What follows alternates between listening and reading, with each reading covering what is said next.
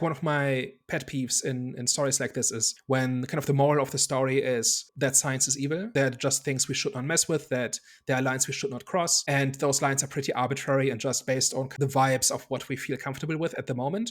But there's no good reason for why doing a certain thing or not doing it is over the line or not. And I don't think this movie quite goes there, right? Yes, there's science that goes wrong, but it's mostly because of Brundle's flaws, right? He's too impatient.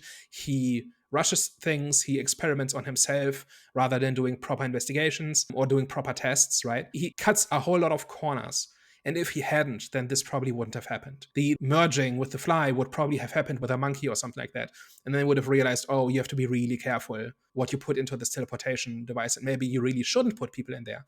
Maybe you really should just teleport just objects. And that's already revolutionary, right? If he stops there, he's already made history. But no, he has to go further and he has to do it himself and he has to go it alone. And he has to ignore all safety precautions. And that is why this is happening to him. And I'm really sensitive to this because movies do this all the time.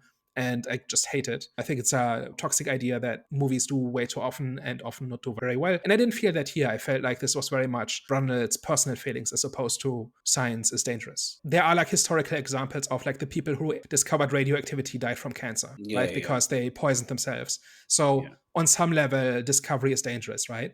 But there's a lot of air between that and science is the problem. Does it not also kind of show the dangers of human emotion when you're kind of like working with such revolutionary pieces of science? Part of it was also obviously that he was like curious, but in that particular moment, he didn't wait for Ronnie or didn't kind of follow through with the plan that they had because he thought that she was going back to her ex. And it's like, those human like emotions that are very strong can like really drive you to make dumb decisions.